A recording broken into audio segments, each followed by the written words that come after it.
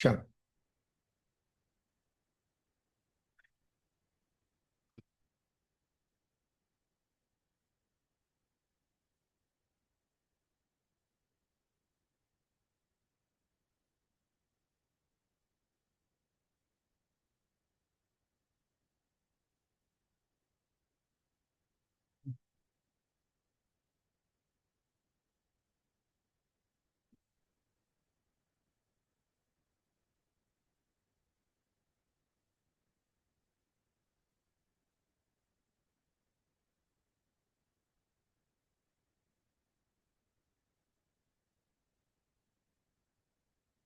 શ્રી દીપચંદજી કૃત આત્મા અવલોકન. આમ અવલોકન એટલે આપણે સામાન્યપણે આપણી નજર ક્યાં જાય છે અથવા શું ખ્યાલ આવે? દર્શન ખ્યાલ આવે. તો અહીંયા દર્શનની વાત નથી, અહીંયા આત્માને જાણવાની, અનુભવવાની એની આખી માટેના વાત છે. એટલે આમ અવલોકન એટલે સામાન્યપણે સામાન્ય દર્શનની વાત હતી એવું નથી. એમાં આપણે 14 બોલની વાત ચાલતી હતી દેવગુરુ ધર્મથી લઈને, એમાં હવે 10મા બોલ ઉપર આપણે આવ્યા છીએ. એમાં એક વ્યવહારની વ્યાખ્યા કરી. વ્યવહારને અથવા વ્યવહારને શું કરે? વ્યવહારને શું કરે? ભેદ પાડે. ભેદ પાડવાનું કામ. અને કલસ્ટિકા પ્રમાણે કહીએ રાજમલજી તો શું છે વ્યવહાર? વ્યવહાર એટલે ખોટો જૂઠો. જેટલો શબ્દ એટલો વ્યવહાર, જેટલો વચન એટલો વ્યવહાર. કારણ કે વચન છે ને ક્યાંક ભેદ પાડ્યા વગર રહેશે નહીં. સમજાવવા માટે ભેદ પાડ્યા વગર રહેશે જ નહીં. કોઈને અહીંયા પૂછે તમે ક્યાં રહ્યો છો તો શું કરે? તમારા માટે નહીં, મારા માટે કોઈ પૂછે શું કહું? હું ઇન્ડિયા રહું, ભારત રહું છું. હવે એમાં વ્યવહાર પાછો ભેદ કે ના ભારત નહીં, હું ક્યાં રહું છું? ગુજરાતમાં રહું છું. ગુજરાતમાં પણ ક્યાં રહું છું? એટલે એ આખું ભેદ કરતું કરતું જાય છે. એમ અહીંયા જે ભેદ પાડવા તે વ્યવહાર નહીં છે. અને નિશ્ચય નહીંનો વિષય કેવો હોય છે? અભેદ હોય છે. તો ભેદ પાડવા, અને આમાં હજી આગળ વાત નથી કે ભેદ ક્યાં પાડે કે વ્યાપક સંબંધ એ ન હોય અને છતાં પણ એમાં એક છે. જે ભાવનો વ્યાપક એકલો સંબંધ ન હોય તે વ્યવહાર નામ પામે. શું છે? વ્યાપક સંબંધ નથી અને છતાં બે વચ્ચે શું છે કે એને એકપણે માને. જેવી રીતે આત્મા અને કર્મને કયો છે? વ્યાપક સંબંધ નથી. આત્મા અને રાગને વ્યાપક સંબંધ નથી અને છતાં શું છે કે આત્મા શરીરથી બંધાયેલો છે, આત્મા રાગવાળો છે, એવું એ કરે તો તેનું નામ શું છે? વ્યવહાર છે. અને એ બધા વ્યવહારનું નામ શું છે? અસદભૂત છે. અને જ્યાં અભેદ આત્મા છે એમાંય પણ ગુણભેદની પાડે તો તેનું નામ શું છે? સદભૂત. એ રીતે ભેદ પાડવા, અભેદ તત્વમાં ભેદ. કારણ કે સમજાવવા માટે બીજો કોઈ ઉપાય હોતો નથી. કોઈને પણ એક સમજાય. અને એના માટે 8મી ગાથામાં શું દ્રષ્ટાંત આપ્યું છે? 8મી ગાથામાં ભાષા અનાર્ય વિનાની સમજાવી શકાય. અનાર્ય પરમાર્થ વ્યવહાર પણ પરમાર્થનો ઉપદેશ એમ અશક્ય છે. એમાં શું છે? મ્લેચ્છની પરિભાષામાં મ્લેચ્છને એની ભાષામાં બોલવું પડે. અચ્છા, એ બોલવું પડે. પણ એમાં દ્રષ્ટાંત રૂપે શું કહ્યું? મ્લેચ્છની ભાષામાં કેવું? એગ્રી. તો બ્રાહ્મણે કયો શબ્દ કીધું? સ્વસ્તિ. સ્વસ્તિ. સ્વસ્તિ. સ્વસ્તિ. સ્વસ્તિ. સ્વસ્તિ. કને સ્વસ્તિ. સ્વસ્તિ ખાલી. તો સ્વસ્તિનો અર્થ શું છે? પછી ક કરીએ એમાં આપણે લખીએ સ્વસ્તિ. એમાં એનો અર્થ છે. નહીં, એમાં અર્થ છે 8મી ગાથામાં એનો અર્થ છે શું? અસ્તિ તમે કેવો બરોબર છે. એમાં તારું અવિનાશી કલ્યાણ છે. શું છે? કયો શબ્દ છે ત્યાં? તારું અવિનાશી કલ્યાણ. ચાલો બધી સાડી આપે તો બહુ સારું રેડી જલ્દી મળી ગૂગલ લેડી જે હોય તે જો આમાં છે તે મળે. એમાં એક થોડુંક હજી વાંચવું છે આગળ. જો સ્વસ્તિ છે, સ્વસ્તિક શબ્દ નથી. છે એટલે ત્યારે હવે શું છે, જો એમાં એમાં આ કોણ સામે ઊભો છે? બ્રાહ્મણ. એની સામે કોણ છે? મ્લેચ્છ. હવે બ્રાહ્મણ શું બોલે છે? સ્વસ્તિ. તો હવે અહીંયા મ્લેચ્છમાં શું થાય છે? શું છે? મેંઢાની જેમ આંખો પાડીને એની પહેલા સંબંધના જ્ઞાનથી રહિત. શું છે? વાચ્ય વાચકના સંબંધના જ્ઞાનથી રહિત હોવાથી એનો અર્થ શું થયો? વાચ્ય વાચક સંબંધના જ્ઞાનથી રહિત એટલે શું? એણે વાચક શબ્દ સાંભળ્યો પણ એનું વાચ્ય શું છે એ નથી. શું છે? વાચ્ય વાચક સંબંધના જ્ઞાનથી કોનાથી રહિત છે? વાચક તો સાંભળ્યો શબ્દ. કયો શબ્દ સાંભળ્યો? સ્વસ્તિ. પણ તેને ખબર શું નથી? એનું વાક્ય શું છે? એને વાક્ય છે એના જ્ઞાનથી. અને તેથી શબ્દ શું આવે? થોડું સમજવાથી. કશું નથી. કંઈ પણ ન ન સમજવા. સમજતા કાંઈ પણ ન મસ્તા. જ્યાં એક મોટામાં મોટી શું છે? શું છે? નહીં. કાંઈ પણ ન સમજતા કહીને શું કહેવું થાય? એટલે પછી આવે તો આટલું તો કરીએ. કાંઈ પણ ન સમજતા એટલે શું? વાચ્ય સમજી લે, વાચક એમ એના તરફથી વાચક તરફ ગયો નથી હજી. વાચ્ય તરફ નથી. વાચ્ય તરફ. વાચક હાથમાં આવ્યું કે સ્વસ્તિ, પણ એનું વાચક. પણ એમાંથી આચાર્ય કાંઈ પણ ન સમજતા એટલે એનો અર્થ સમજી થાય. એટલે કે ખાલી દ્રવ્ય શુદ્ધ છે, ભાવ શુદ્ધ થયું નથી એમ. એગ્રી. આ તો હજી દ્રષ્ટાંતમાં છે. આપણે દ્રષ્ટાંતમાં છે. શબ્દ કાને પડે પણ એનું કંઈ મિનિંગ ખબર નથી. જીવનમાં આ એની પાત્રતા છે કે કાંઈ વાચ્યની ખબર નથી અને છતાં મેંઢાની માફક જિજ્ઞાસા રાખીને તરત જ આપી દે. શું છે? કાંઈ ન સમજતા શબ્દ છે અને અહીંયા તો ન સમજે એટલે આ મોઢું બગાડી વયા ગયું છે. આ મોટી પાત્રતા છે. શબ્દ શું વાંચ્યો છે? કાંઈ પણ ન સમજતા. અને બીજું હજી એમાંથી શું અર્થ છે?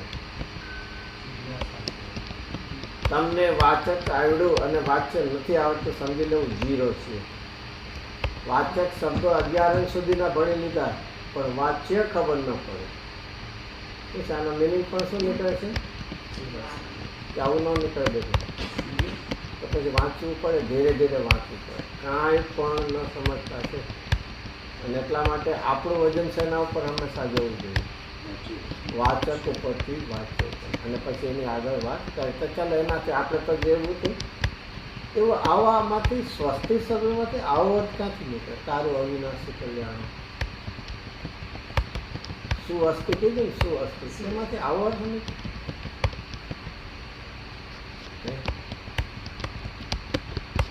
ના, અમે ક્યાં સંસ્કૃત ભણ્યા છે? અરે ભાઈ, એનાથી એમ કહે છે તારું જેવું અસ્તિત્વ છે એવું પર્યાયમાં થાય એ તારું કલ્યાણ છે. શું છે? શું અસ્તિ? તારી જેવી અસ્તિ છે, શક્તિરૂપ સ્વભાવરૂપ તારું જેવું હોવાપણું છે એવું પર્યાયમાં થવું એ જ ખરેખર શું છે? તારું કલ્યાણ છે. ચાલો અહીંયાથી તો આપણે પાછા આવી જઈએ જે આવું હતું. તો અહીંયા આપણે 10મા બોલમાં એમ કહે છે કે જેનામાં વચ્ચે વ્યાપક સંબંધ ન હોય અને છતાં કરતા કરવા માનવું એ એક કેવું છે? એ અસદભૂત વ્યવહાર. પછી બીજું જે એક જ વસ્તુ છે એમાં પણ ગુણભેદ ને એ બધું કરવું એ પણ એક શું છે? વ્યવહાર. એ સદભૂત વ્યવહાર. ઓલું કેવું છે? અસદભૂત. તો એ રીતે એમાં તો જે ભાવનો વ્યાપક એક સંબંધ ન હોય તે વ્યવહાર ના પામે. એટલે કે વ્યાપ અને એમાંથી જો ફરીથી શું છે? જે ભાવનો વ્યાપક અને વ્યાપક કેવો સંબંધ હોય છે? એકમેક. અને એકમેક સંબંધ ન હોય અને છતાં કેવું એટલું અધ્યાય છે અને છતાં એવું કેવું તો તેનું નામ શું કહેવાય છે? વ્યવહાર. અને કેવું છે? અસદભૂત. ફરક શું છે? સદભૂત વ્યવહારના પછી ઉપકાર અનુકાર બધી જાવ તો બેનું મેઇન ફરક છે. આમાં ક્ષેત્ર જુદું છે બે પદાર્થનું અને સદભૂતમાં એક ક્ષેત્રાવગા છે. Very good. આત્માને જ્યારે એક જ ક્ષેત્રમાં રહેલા છે. હજી આમ તો આમ તો શરીરને આત્મા બેને એક ક્ષેત્ર અવકાશ શું છે? એટલે ઓલા દ્રવ્ય અને ગુણના એક ક્ષેત્ર એટલા આત્માની નિકટ રહેલા છે, પેલા આત્માની પર્યાયમાં થઈ રહેલા છે, પેલા આત્માની બહાર થઈ રહ્યા છે. શરીર આત્માની બહાર એટલે એક ક્ષેત્રાવકાશ સંબંધ છે ને બે દ્રવ્ય વચ્ચે બે દ્રવ્ય. દ્રવ્ય ને ગુણે તાદાત્મ્ય તાદાત્મ્ય સંબંધ છે. Sorry, yes. સારું, મને યાદ આવી જાય જલ્દી. ચલો હવે નહીં ને કાંઈ વાંધો, હજી કાંઈ સારું છે, મહેનત તો કરો.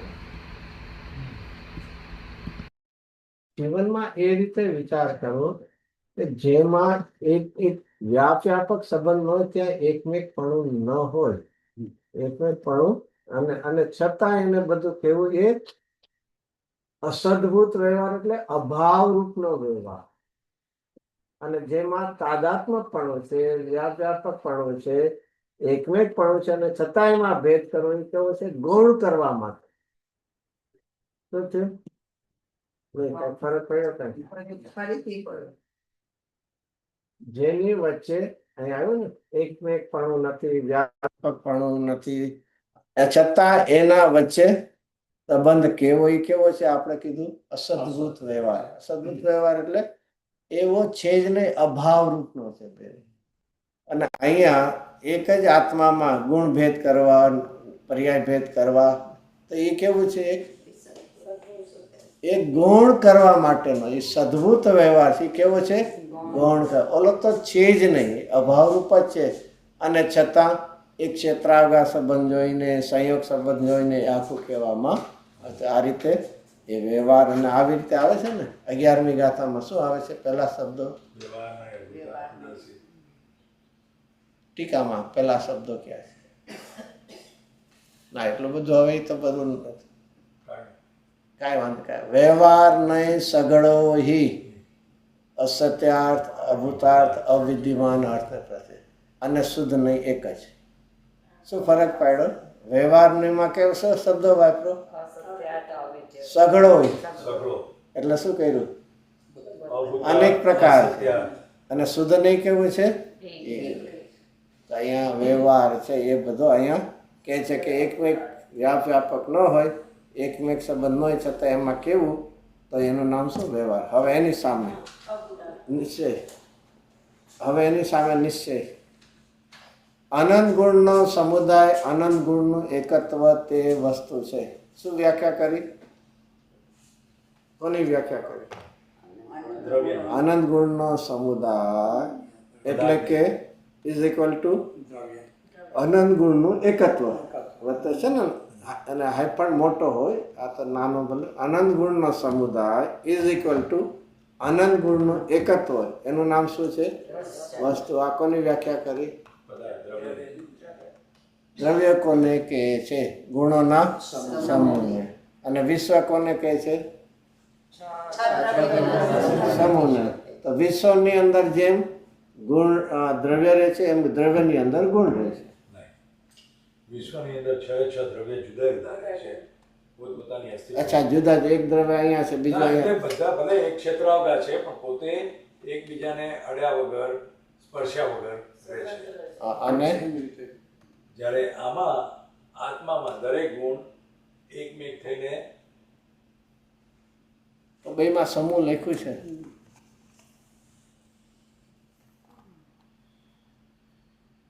આવું બધું. ઓકે, સમૂહ એટલે એવું જ સાવ લેશું સ્વતંત્ર. સમ્યક દર્શનમાં શુદ્ધતા થાય, જ્ઞાન કે હું શુદ્ધ નહીં થાય. નહીં, કાંઈ વાંધો નહીં. એક છે ને આમાં એક શબ્દોની મજા છે. એટલે સમૂહ શબ્દ એકથી વધારે સંખ્યા માટે છે, કઈ રીતે છે એના માટે નથી. શું છે સમૂહ શબ્દ? કોના માટે છે? કલેક્શન. એ કઈ રીતે રહ્યા છે એમ નથી. વિશ્વની અંદર 6 દ્રવ્ય કેવા છે? એક ક્ષેત્રાવકાશ રહ્યા છે. અને એક દ્રવ્યની અંદર ગુણ કેવા છે? તાદાત્મ્ય. કઈ રીતે રહ્યા છે એના માટે સમૂહ સાથે રિલેશનશિપ નથી. સમૂહ એટલે શું છે? એ જથ્થો છે, એકથી વધારે છે, એ કલેક્શન છે. જેમ વિશ્વની અંદર એક જ દ્રવ્ય છે એવું નથી, જાતીય 6, સંખ્યા અનંત છે. એવી રીતે એક જ દ્રવ્ય હોય એમાં એક દ્રવ્ય છે એટલે એક જ ગુણ છે એમ નથી, ગુણોનો સમૂહ. તો એકથી વધારે છે એટલું પ્રૂવ કરવા માટે છે, કઈ રીતે રહ્યા છે એના માટે નથી. તો અહીંયા અનંત ગુણનો સમુદાય એટલે અનંત ગુણનું એકત્વ, તે શું છે? વસ્તુ છે. અને તે વસ્તુને નિશ્ચય કહેવામાં આવે છે. એટલે કે વસ્તુને નિશ્ચય એટલે કે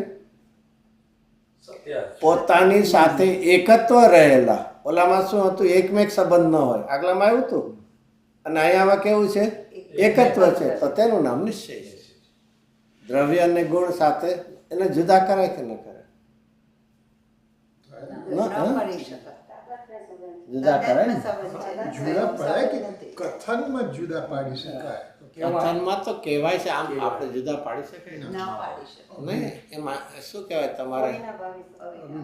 અવિનાભાવી. તાદાત્મ્ય, અમીન. આ બધું બે સરખું, તાદાત્મ્ય અવિનાવી બે બધું સરખું જ છે. અને અહીંયા તમે ઓલામાંથી સાકરમાંથી ગળ પણ એક્સટ્રેક્ટ ન કરી શકે, એટલું બહુ સાદું કામ છે. આ બહુ વધારે કામ નથી. એમાં આત્મામાંથી જ્ઞાન ખેંચી કાઢો, એમાં શું છે? નહીં, તો એમાંથી એક જુદું તો કરી શકે ને. પણ સાકરમાંથી ગળ પણ જુદું કરી શકાય કે નહીં? કેમ ન કરે? એટલે કન્ફ્યુઝ. હવે આટલું બધું અહીંયા અમેરિકા વાળા ક્યાં સુધી જુપિટર ને માર્સ ને ક્યાં સુધી પહોંચી ગયા છે? આ તો એક સિમ્પલ કામ છે. અમેરિકા વાળા તો બધું જ કરી શકે, રેતીમાંથી તેલ કાઢી શકે.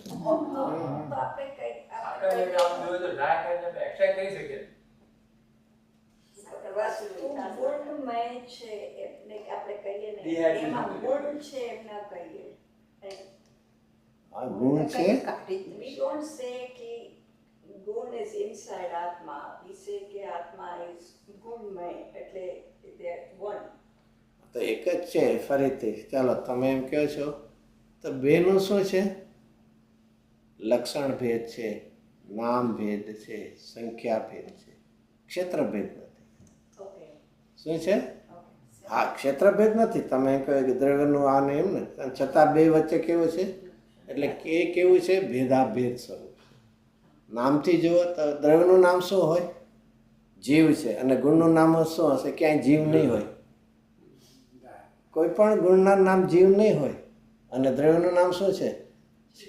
પહેલી શક્તિ છે, એનું નામ જીવત્વ છે, જીવ નથી. તો નામ ભેદ છે, સંખ્યા ભેદ છે, દ્રવ્ય એક છે, ગુણ કેટલા છે? અનંત છે. એ રીતે હોય છે. ચાલો અહીંયા તો કેવું તો ખાસ કે જ્યાં તાદાત્મ્ય સંબંધ છે, વ્યાપક છે, ત્યાં એકમેક હોય. અને છતાં નથી એકમેક, તો એ વ્યવહાર છે.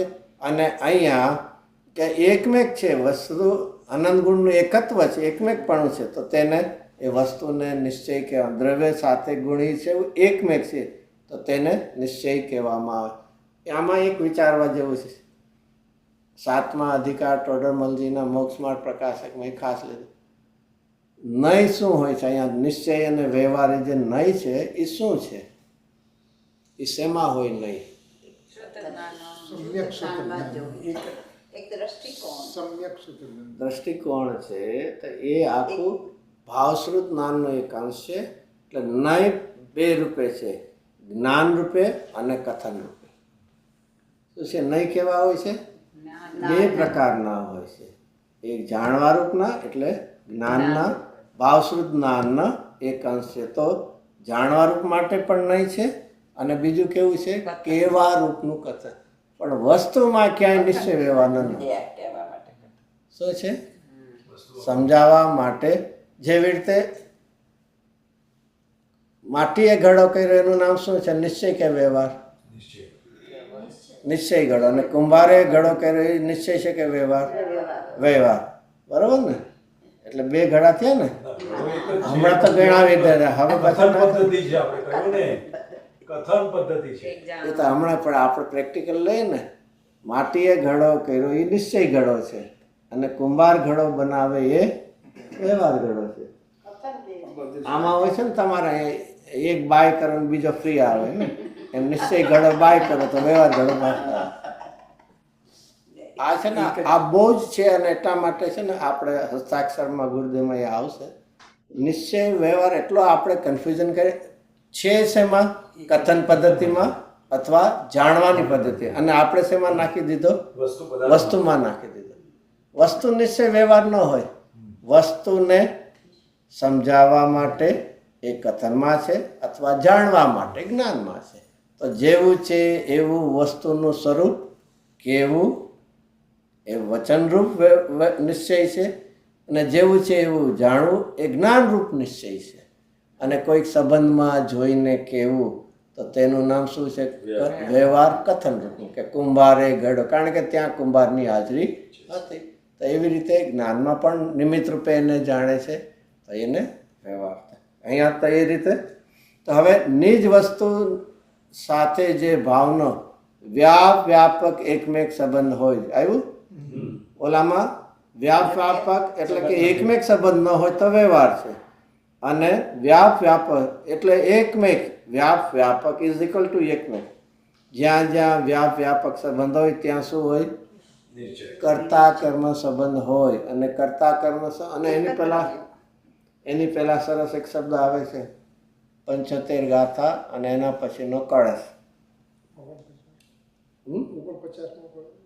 એ નંબર તો યાદ નથી. 75 ગાથા પછીનો કળશ છે.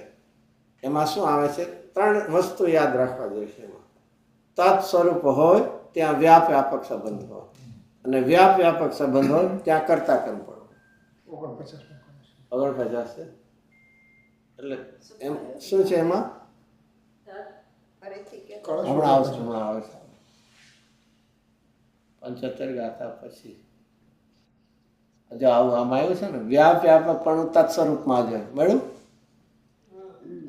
શ્લોકાર્થ તો પહેલો છે. એટલા માટે ક્યાંય પણ કર્તા કર્મ પણ જો વાત આવે ને તો પહેલા શું જવું, વ્યાપક છે કે નહીં, અને વ્યાપક જવા માટે શું જવું, તત્સ્વરૂપ છે કે નહીં. તત્સ્વરૂપ એટલે બેનું એક જ જાતિ હોય, બેનું એક જ સ્વરૂપ.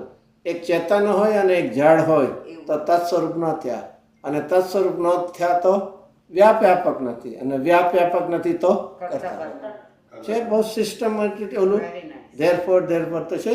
વ્યાપકનું તત્સ્વરૂપમાં જ હોય અને અતત સ્વરૂપમાં ન જ હોય. એક વાત સિદ્ધાંત આવી ગયો. અને વ્યાપકના સંભવ વિના કરતા કર્મની સ્થિતિ કેવી આવી ગયું. પેલું શું આવ્યું, પેલું તત્સ્વરૂપ હોય તો વ્યાપક હોય, અને વ્યાપક હોય તો કર્તા કર્મ છે. અને હજી એડ કરવું હોય તો કર્તા કર્મ છે ત્યાં ભોગતા ભોગ્ય છે.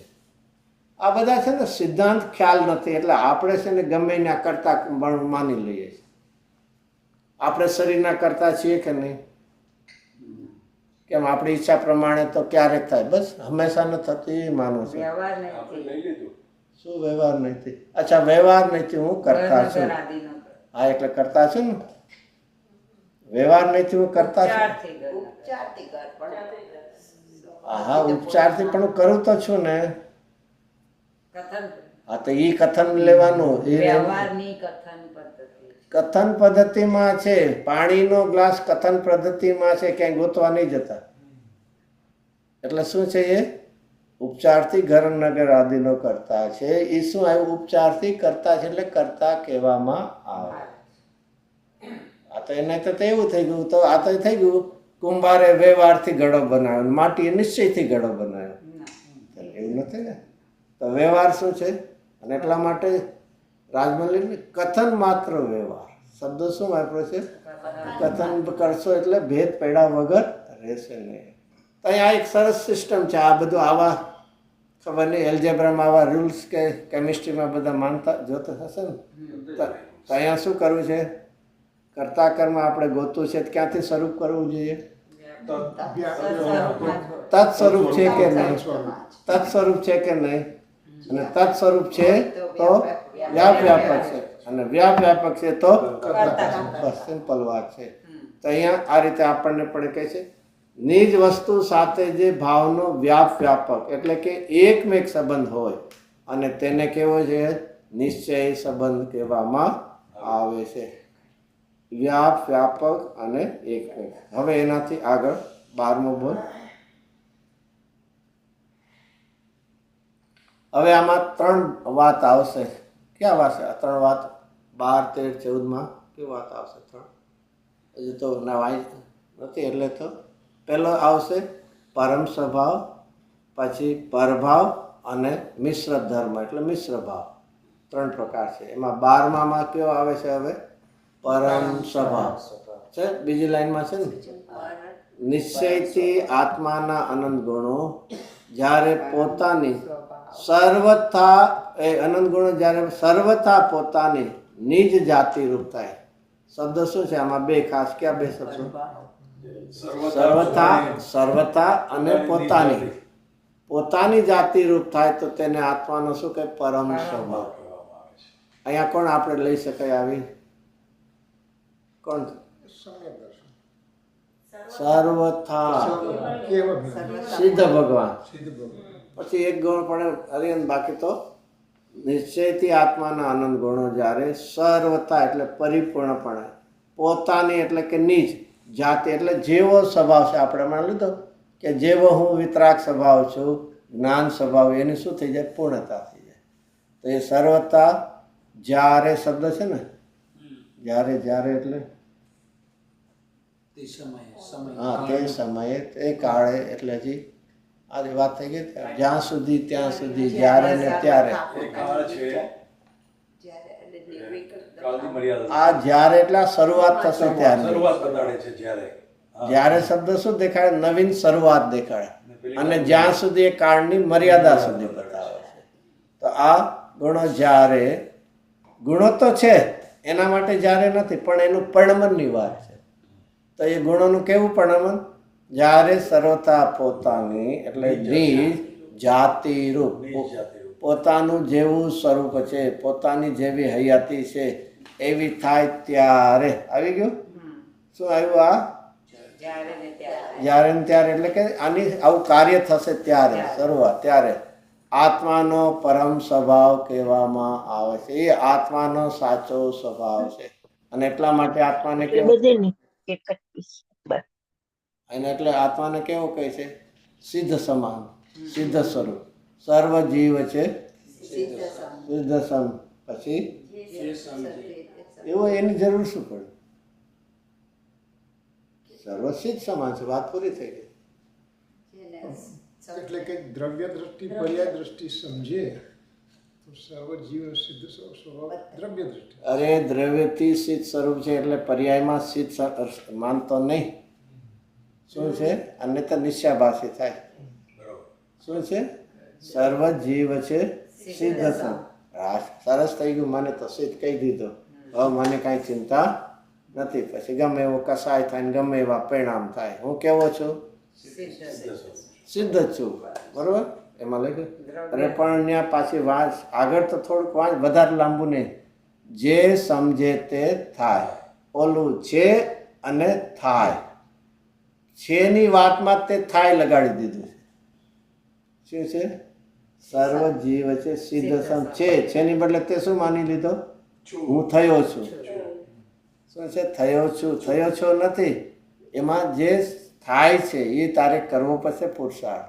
તે અહીંયા કે એ પરમ સ્વભાવ કહેવામાં. આ આત્મા જે છે આવો સ્વભાવ છે અને એવું પરિણમન કરશે તો તેને પરમ સ્વભાવ એટલે સિદ્ધ સ્વરૂપે કહેવામાં આવે છે.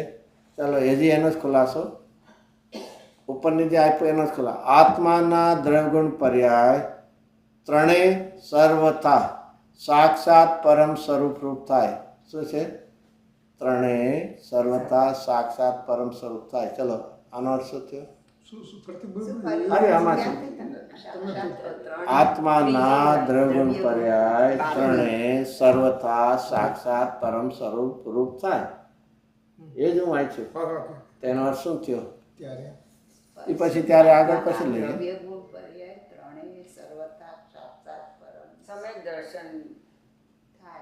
સર્વથા શબ્દ છે. પરમ સ્વભાવની વાત છે. સિદ્ધ દશાની મુખ્ય ગુણ પણ સાથે મુખ્ય જે પ્રયોજનભૂત ગુણ છે એટલે માટે અરિયંત પણ આવી જાય. પણ આ તો આપણે સર્વથા લઈએ તો જો આમાં શું આવ્યું કે દ્રવ્ય ગુણ તો છે, હવે પર્યાય એવી સર્વતા થશે. તો શું છે? આત્માના દ્રવ્ય ગુણ એટલે ત્રણેય એક સરખા લેવલના. પછી એવું ન કહેતા ઓલો પરમ પાણામિક ને એમ નહીં. અત્યારના હવે શું છે? ત્રણેય પરિપૂર્ણ શુદ્ધ એટલે દ્રવ્ય ગુણ તો છે જ. હવે પર્યાય પણ એ જાતની થાય એની વાત છે કે એ આત્માના દ્રવ્ય ગુણ તો છે પણ પર્યાય ત્રણેય સર્વતા શાક ત્રણેય હવે એક જ લાઈનમાં આવી ગયા. નહીં તો ત્યાં સુધી શું છે? પર્યાયમાં અશુદ્ધતા હતી. ક્યારેક વિપરીતતા છે, કોઈને અધૂરા છે, પણ આ તો અહીંયા સિદ્ધ થયા તો એની સમાન થઈ ગયા. તો અહીંયા જેવો છે એવો છે. અને એ રીતે એક વિચાર કરે ને, ધર્મ કોને કહેવાય? ધારી રાખે છે. ધારી રાખે એટલે શેનાથી ધારી રાખે? ધારે તે એ તો એમાં કહેવાય. પણ હજી એક ધર્મ કહીએ ને, સમ્યક દર્શનના અથવા ચારિત્ર ધર્મ છે, તો એને શું કહેવાય? વસ્તુનો સ્વભાવ એ ધર્મ, એ ધારી રાખવાની વાત છે. પછી હજી કંઈક ધર્મ ન કહેવાય. સમ્યક દર્શન ધર્મ છે, અહિંસા પરમો છે, ઈશ્વરમાં રત્નત્રય ધર્મ છે, ચારિત્ર ધર્મ છે, તો એ બધું શેમાં લાગુ પડે? નહીં, એ પર્યાય રૂપ છે. વસ્તુનો સ્વભાવ એ ગુણરૂપ છે. અને આ ભાઈ તો શું છે? બેનું રિલેશનશીપ શું છે? હા, કોના જેવી? સ્વભાવ જેવી, ગુણ જેવી. જેવો ગુણ છે, જેવો સ્વભાવ છે, જેવું સ્વરૂપ છે, એવી પર્યાય થાય તો એને પર્યાય રૂપ ધર્મ છે. કેવો છે? ગુણરૂપ ધર્મ, શક્તિરૂપ. ચલો, વેરી ગુડ. એનો અર્થ શું છે? ચલો હજી ટૂંકાણમાં કંઈક બોલવું હોય તો અહીંયા સુધી જ બોલ્યું. જેવો સ્વભાવ છે, ગુણરૂપ છે, એવું પર્યાયમાં થાય. પછી જે ગુણથી તમે લ્યો, ગુણથી લ્યો શ્રદ્ધાથી તો સમ્યક દર્શન થાય, જ્ઞાનથી લ્યો તો સમ્યક જ્ઞાન કહેવાય, ચારિત્ર ગુણથી લ્યો તો સમ્યક કહેવાય. આનો હજી ટૂંકાણમાં શબ્દો. ને બહુ ધર્મ છે ને, આપણને બહુ બોજારૂપ લાગે. હા યાર, ધર્મ કરવું એટલે તો બહુ ધર્મ. એમાં ચારિત્ર રૂપ ધર્મ તો બહુ અઘરો ને. મીણના દાંતે કોને ચાવવા?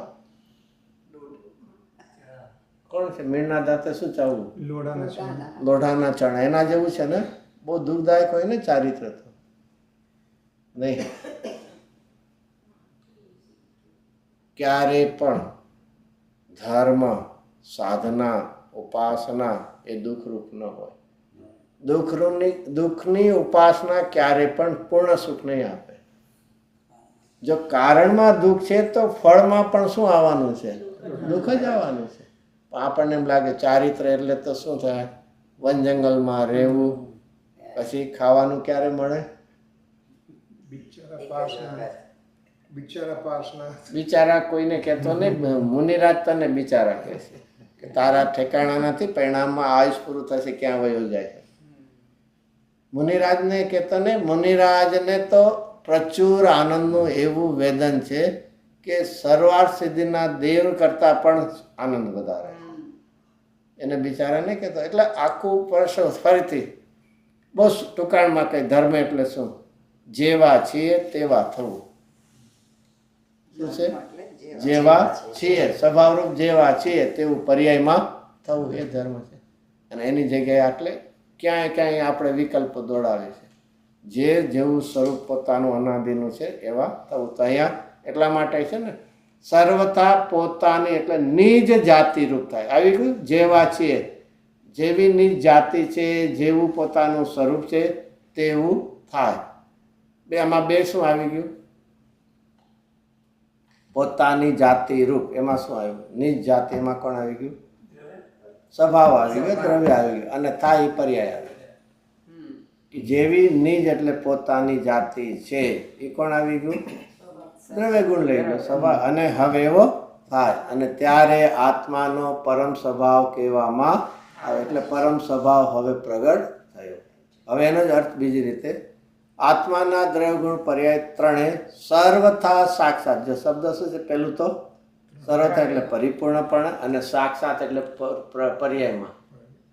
ક્યારે પણ ઘણીવાર સમયસારમાં એ સાક્ષાત શબ્દ આવે ને, સાક્ષાત કરતા થયો એવો આવે શબ્દ કે યાદ નહીં હોય તો સાક્ષાત એ શબ્દ કોને માટે છે? જેવું એવું તો છે જ, એટલે પ્રગટ રૂપે શક્તિ રૂપે તો છે જ, સાક્ષાત તો છે, પણ હવે પર્યાયમાં પ્રગટ રૂપે થયો. તો એવો સાક્ષાત પરમ સ્વરૂપ રૂપ થાય શબ્દ આવ્યો તો ત્યારે આ આત્માનો ધર્મ કેવલ નિજાતિ એટલે કે સ્વભાવ રૂપ જ થાય છે. આવું જ્યારે ત્રણેય સર્વતા સાક્ષાત પરમ સ્વરૂપ થાય ત્યારે આ આત્માનો ધર્મ એટલે સ્વરૂપ કેવલ કેવું છે? કેવળ શું કામ કીધું? ઉપર સર્વથા હતું અને સર્વથા એટલે કેવળ. સર્વતા બધી પ્રકારે એટલે દ્રવ્ય ગુણ તો હતા, હવે પર્યાયમાં થઈ ગયા. હવે કોઈ અપેક્ષા બધી રીતે થઈ ગઈ. તેને અહીંયા શું છે? કેવલ નિજ જાતિ સ્વભાવ રૂપ જ થાય છે અને એનું નામ શું કહેવાય છે?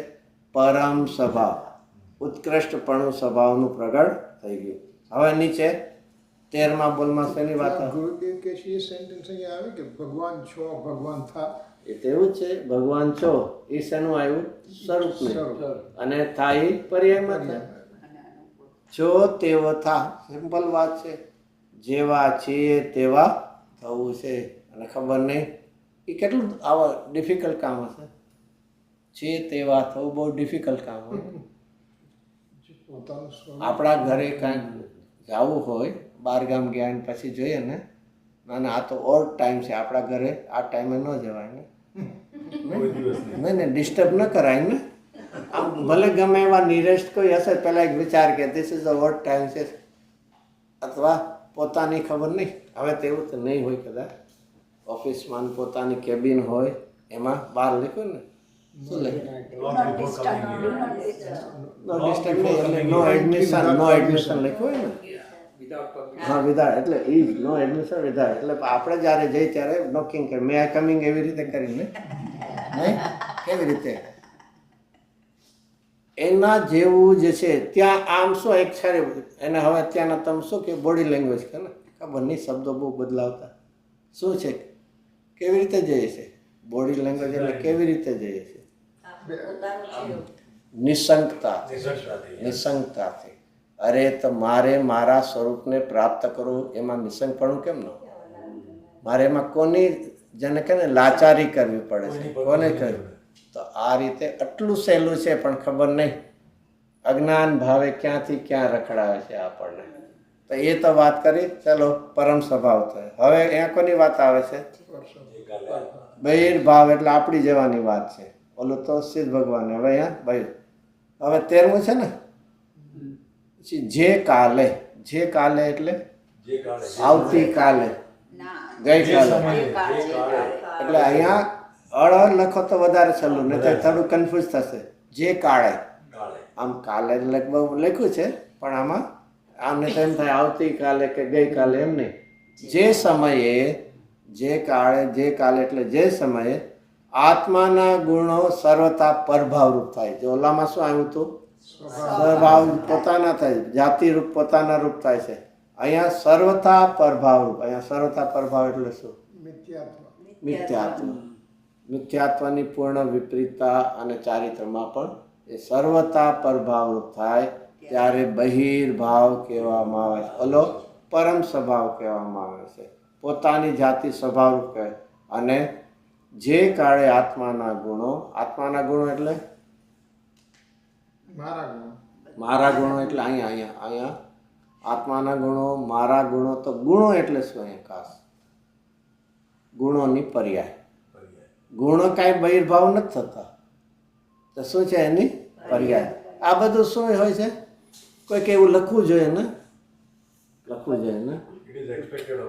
અરે એટલું ઇમ્પ્લાઇડ સમજી બતાવે. તાને તો એમ છે કે બધું મારા માટે સહેલું લખવું બધું, એમ ને. અને પછી થોડો વિસ્તાર કરીને લખ્યું. આટલું મોટું હું કામ લખ્યું? ટૂંકાણમાં લખવું તો થાય એટલે પર્યાય સમજી લેવાનો.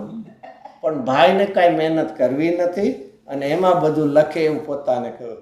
અરે એમ સમજ કે જ્ઞાનીઓ, અહીંયા તો જ્ઞાની તો એ આટલું લખ્યું, એ પણ આપણા ઉપર શું કર્યું છે? તો પાછું આવું થોડું વિસ્તારથી લખ્યું શું કહે છે? આટલું લાંબુ કેમ? એટલે એનો અર્થ છે કે તારે શું કરવું છે? બહાના જ કાઢવા છે એમાંથી. આટલું લખ્યું એ પણ ઉપકાર ગણીને એનો કેમ નથી? તો અહીંયા જે કાળે આત્માના ગુણો એટલે આત્માના પર્યાય, આત્માની પર્યાય સર્વતા પરભાવ, બહિરાત્માની અહીંયા વાત છે. એ બહિર્ભાવરૂપ થાય છે, વિભાવરૂપ થાય છે, અશુદ્ધ રૂપ થાય છે, ત્યારે બહિર્ભાવ કહેવામાં આવે છે. કારણ કે પરભાવ કાંઈ પોતાની વસ્તુમાં થતું નથી. શું થયું છે? પોતાને શરીરરૂપ માને, કર્મરૂપ માને, અથવા તો સ્વભાવની દ્રષ્ટિમાં જોઈએ તો રાગરૂપ પણ આત્મા થતો નથી. બે પ્રકાર હોય પરભાવમાં, બે પ્રકાર. એક પરદ્રવ્ય છે અને એક સ્વભાવથી જો વિચાર કરીએ તો રાગાદિ પણ પરભાવ છે. બે દ્રવ્યની ભિન્નતા કરવી હોય તો જે પૂતગલ આદિ કે બીજા જળ દ્રવ્ય છે એ બધા પરભાવ. અને જ્યારે સ્વભાવ વિભાવની વાત કરવી હોય તો રાગાદિ ભાવ પણ કેવા છે? પરભાવ. તો એ પરભાવ કાંઈ પોતાની વસ્તુમાં થતું નથી. પરભાવ નહીં, પરનું કાર્ય કાંઈ ન થાય આપણામાં, અથવા આપણે કાંઈ ન કરી શકીએ. તો આટલા ભવોની અથવા તો અનાદિકાળની મહેનત બધી પાણીમાં ગઈ. ખોટી મહેનત કરી ને આપણે એટલે પાણીમાં ગઈ ને. એ મહેનત કરી જ નથી, એ મહેનત કહેવાય જ નહીં. તો મહેનત તો કરી છે, વીર્ય ગુણનું કામ તો ચાલે છે. વીર્ય ગુણનું કાર્ય ક્યારે હોય? ખાલી મહેનત કરે તો રેતીમાંથી તેલ ના નીકળે એમ છે. હા, પણ કાંઈ વાંધો નહીં. એ નહીં કે આ તો આપણું કામ તો સફળ થયું કે નથી થયું? નિષ્ફળ. છે ને એટલે નથી થયું. હા, આપણે અહીંયા છે એટલે એટલે આપણું કાર્ય નિષ્ફળ ગયું કે સફળ થયું? મારે એટલો પ્રશ્ન. પાકું?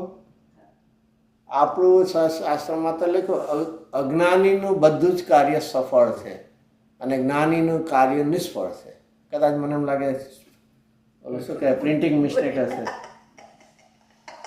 આપણું કાર્ય બધું જ સફળ છે, ચાર ગતિમાં રખડાવે છે અને હજી રખડાવશે. અને જ્ઞાનીનું કાર્ય છે નિષ્ફળ છે, એ સંસારમાં હવે રહેશે નહીં. શું છે? આ રીતે પણ વાત આવતી હોય. વિચારા કરવું છે કે આપણે જે કાર્ય કરીએ છીએ નિષ્ફળ નથી ગયું, એનું શું છે? પનિશમેન્ટ આપણને મળ્યું છે અને હજી મળતું નથી. હા પાડી દીધી બધા, હજી કરતું જે કરીએ છીએ કરતા રહીશું તે એવું ફળ મળશે. નહીં નહીં, હજી જેવું આપણે પ્રભાવમાં મારા પણ માન્યું છે અને એનાથી રખડીએ છીએ એવું હજી રખડતા રહેશું.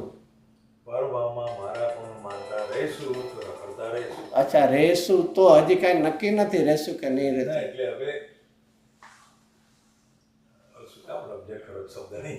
ચાલો કાંઈ નહીં, શબ્દોની રમત નથી કરવી. ચાલો, જીવનમાં એ નિશ્ચિતતા હોવી જોઈએ. અરે પોતાના પુરુષાર્થની નિસંગતા હશે ને તો કાંઈક કાર્ય કરવાનો અવસર આવશે. તો પોતાના પુરુષાર્થની જ નિસંગતાનો વિશ્વાસ નથી તો કામ નથી થતું. તો આ રીતે તો એ પરભાવ કાંઈ પોતાની વસ્તુમાં થતો નથી. એક બાજુ પરભાવ કહેવો તો પછી એ સ્વરૂપે ક્યાંથી થાય? અને સ્વરૂપે થાય તો એને પરભાવ કેમ કહેવાય? એક બાજુ કોઈ કે આ પાડોશી મારા ઘરમાં રહે, તો પાડોશી કહેવાય કેમ? પોતાના ઘરમાં રહેતો હોય તો પાડોશી કેમ છે? તો એ રીતે અહીંયા પરભાવ કંઈ સહ નથી, પણ વસ્તુ સમુદાયથી બહારનો ઉપરી ભાવ થયો છે. પણ વસ્તુ સમુદાયથી એટલે વસ્તુ એના ગુણ બહારના વસ્તુઓ છે એના ઉપર લક્ષ કરવાથી બહારનો ઉપરી ભાવ સ્વભાવમાં નથી એવો વિભાવ ઊભો થયો છે. શું શબ્દ છે? વસ્તુ સમુદાયથી. અને આમ રીતે પણ શું નક્કી કરાય? વસ્તુ સમુદાયથી શું નક્કી કરાય? હું એકલો છું એમ નથી, કોઈ બીજા પદાર્થો પણ છે. અશુદ્ધતા માટે એકમાં ન થાય, એ કોઈક બીજાના લક્ષ્ય થતું હોય છે. તો એ વસ્તુ સમુદાયથી બીજા પણ પદાર્થો ઘણા છે એના ઉપર લક્ષ કરવાથી બહારનો ઉપરી ભાવ એટલે જે મૂળભૂત સ્વભાવ નથી એવો અશુદ્ધ ભાવ પ્રગટ થાય છે. અપરમ ભાવ. કેવો છે? પરમ ભાવ છે. સિદ્ધ દશા છે કેવી છે? પરમ ભાવ. અને આપણો બહિર્પણાનો ભાવ કેવો છે? અપરમ ભાવ. તો એ ઉપરી ભાવ થયો છે, સ્વભાવરૂપ નથી એવો ભાવ થયો. અને તેથી પરના લક્ષ્ય થયો હોવાથી પરનું લક્ષ્ય નહીં કરે તો છૂટવાનો અવસર છે. હવે ત્રીજું 14મા બોલમાં એનું નામ શું આપ્યું છે? મિશ્ર ધર્મ એટલે મિશ્ર ધર્મ એટલે સાધક દશા. સાધક દશા. સાધક દશામાં શું હોય? પરમ ભાવ હોય કે પરિપૂર્ણ વિભાવ ભાવ હોય? બંને સર્વથા શુદ્ધ ભાવ હોય કે સર્વથા અશુદ્ધ ભાવ હોય? શુદ્ધ અશુદ્ધ મિક્સ છે અહીંયા. મિક્સ. સર્વથા સર્વથા નથી તો શું છે? મિશ્ર છે, બે ધારા છે, જેને સમયસારમાં બીજા શબ્દોમાં શું કે? જ્ઞાનધારા અને કર્મધારા. જે હજી જેટલી વિતરાગતા નથી થઈ, વિતરાગતા થઈ એ જ્ઞાનધારા, અને હજી બાકી છે, માર્ગમાં છે, એ પૂર્ણતાને પહોંચ્યા નથી, અને એવી રીતે શરૂઆતમાં પણ નથી, માર્ગમાં છે. તેની વાત લખી. જે કાલે એટલે જે સમયે આત્માના ગુણો ધર્માધર્મ રૂપે આવ્યું ને, ધર્મ અને અધર્મ. ધર્મ એટલે વિતરાગતા, પણ એટલે અહીંયા આખું વિકાર અને અવિકાર. તો ધર્મ એટલે અવિકાર અને અધર્મ એટલે વિકાર, બે રૂપે છે. તો વિકાર અને અવિકાર એટલે શુદ્ધ રૂપે અને અશુદ્ધ રૂપે, સમ્યક દર્શન રૂપે અને મિથ્યા દર્શન રૂપે એ પણમે છે. બરોબર ને? સમ્યક દર્શન મિથ્યા દર્શન સાથે ન હોય. તમે તો કહ્યું ધર્મ અધર્મ તો બે આવી શકે ને. આવું બધું નહીં કાંઈ મને એવું ચેક કર્યું છે કોઈ નહીં. આ એક તો ફરક શું હશે? ઘણી વાર એમ થાય અહીંયા મિશ્ર લખ્યું છે તો સમ્યક દર્શન અને મિથ્યા દર્શન રૂપે એમ કેમ ન? તો કેમ ન આપણે કારણ કે શ્રદ્ધા એકવાર સમ્યક થઈ ગયા પછી કોઈ દિવસ મિથ્યા થાય નહીં, કારણ કે એ શ્રદ્ધાની પરિણતિ ચાલુ ના કોઈ દી ન થાય એમ નહીં, એ થઈ શકે છે પણ સાથે ન હોય એમ. સાથે હોય એ જ હું કહું કેમ ન હોય. કારણ કે આઈધર તમે 100% છો કાં તો 0% છો, એમાં વચમાં there is no in between. નહીં ઇન બિટવીન કાંઈ જ નહીં. either you are pregnant or you are not pregnant. એવા દ્રષ્ટાંત આપણે નથી જોતા. એવા દ્રષ્ટાંત નથી. અહીંયા આખું છે ને એક શ્રદ્ધાનો સ્વભાવ. શ્રદ્ધા પૂર્ણતાને સ્વીકારે છે અને પોતે પૂર્ણ હોય છે. શું છે શ્રદ્ધાનો શું સ્વભાવ છે? પોતે પૂર્ણતાને સ્વીકારે. એક પણ પરમાણુ મારા પણ માની અનંતા પરમાણુ મારા પણ માને, અને એક સ્વભાવ તરફ ઝૂકી છે તો અનંત સ્વભાવ એક રૂપને માને છે. અને એમ જેમ પોતે પૂર્ણનો વિષય પણ પૂર્ણ, ખંડ એ ક્યારેય શ્રદ્ધાનો વિષય નથી. તો એ પોતે પૂર્ણ છે, એનો વિષય તો પોતે પણ પૂર્ણ છે. કાં તો સમ્યક અને કાં તો મિથ્યા રૂપ છે. આ જે આખો જે ક્રમ પડે છે ને એટલી રીતે ગુણસ્થાનમાં વિચારી લેવું. એટલે એ ચારિત્ર અપેક્ષા આખું તમે 14 ગુણસ્થાન જો તો ચોથા ગુણસ્થાનમાં એ કાર્ય શ્રદ્ધાનું પૂરું થયું, પછી બધું જ ચારિત્રનું આવશે. પછી ચારિત્ર જ આવશે, ત્યાં પછી શ્રદ્ધાનું કોઈ જ કામ નથી. એક દેશ વ્રત કયો, સકલ દેશ વ્રત લ્યો, કે જ્યારે શ્રેણી માંડે છે એ 2 કસાઈ ગયા, 3 કસાઈ ગયા, એ બધું કોનામાં આવે? ચારિત્રમાં. અને પછી અરિયંદશા થયા પછી યોગ આવે છે. એટલે આ રીતે એક સહજ એવું છે. શ્રદ્ધા સ્વયં એનો વિષય પૂર્ણ છે, અને તો પોતે પણ કેવી છે? પૂર્ણ છે. એમાં ક્રમ હોતા નથી. તો અહીંયા તો એ જે આત્માના ગુણો ફરીથી આવ્યું. શું આવ્યું? આત્માના ગુણ એટલે શું લેવું? આત્માના ગુણોની પર્યાય. પછી એમાં જે છે તો એવા કેવા હોય છે? ધર્મ અધર્મ રૂપે. તો એ રીતે એમાં જે જ્ઞાન પણ ક્ષોભસમ રૂપે છે તો એમાં પણ છે, અને થોડું ઢંકાયેલું છે. એવી રીતે વીર્યમાં પણ ખીલેલું છે, ઢંકાયેલું છે, ચારિત્રમાં પણ. અને એ રીતે વિચાર કરીએ તો ચારિત્રમાં અહીંયા વિકાર અવિકાર ભાવ બે છે ને, તો એ કેવી છે? એક સમયે વિકારવાળી અને એક સમયે અવિકારવાળી.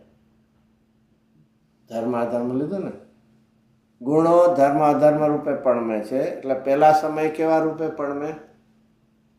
અવિકાર નહીં તો શું? અંતર્મુહૂર્તમાં ભાવ પડતા. અંતર્મુહૂર્તમાં ભાવ પડતા. અચ્છા, તો અંતર્મુહૂર્ત સુધી પોતે ધર્મ રૂપે રહે અને પછી અંતર્મુહૂર્ત સુધી અધર્મ રૂપે. એમ એને ત્યાં જ્ઞાનીને અસ્થિરતાનો રાગ કયો એને એક આ જ્ઞાનીની જ વાત છે. અને અસ્થિરતાનો રાગ કીધો તો મારો પ્રશ્ન નહીં સમજાય. જેટલી વિતરાગતા થઈ છે એટલી શુદ્ધિ છે, હા, બાકીની એગ્રી જ હું કહું છું કે મેં એક સમય કીધું બંને એમણે સાથે જ રહે છે. એક જ વિતરાગતા સમયમાં હા, એક જ સમયમાં. એટલે બે ત્યાં ચારિત્રની બે પર્યાય હશે, એક જ્ઞાનધારા રૂપે અને એક કર્મધારા રૂપે. સિક્કાની બે બાજુની જેમ એક જ છે. અચ્છા, એક જ પર્યાયમાં ઉપર વિતરાગતા છે અને નીચેમાં જો આ છે ને ટેકનિકલ શબ્દમાં અમને ડિફિકલ્ટી છે. આ તો કાંઈ વાંધો ચાલો. કોમ્પ્યુટર શીખવું હોય ને તો એના ટેકનિકલ શબ્દો શીખવા પડશે. હા, બરાબર. એટલે એમ કહે એ ભલે અત્યારના ન હોય તો પડે આના જો આ વાત ફરીથી એટલું તો સમજવું, એક ગુણની એક સમય એક જ પર્યાય હશે. બરોબર. ઓલા જે સમ્યક દર્શન અને મિથ્યા દર્શન કહેવાય છે એકબીજાના વિરુદ્ધ. સર્વથા વિરોધી છે. અને આ ચારિત્રમાં જેટલા કસાય ગયો છે એટલી વિતરાગતા અને જેટલો કસાય બાકી એ રાગ, એ બે કેવા છે વિરુદ્ધ છે, પણ એક સમયે રહી શકે એવા કથનચિત વિરુદ્ધ. શું છે બે ફરક શું પડે છે?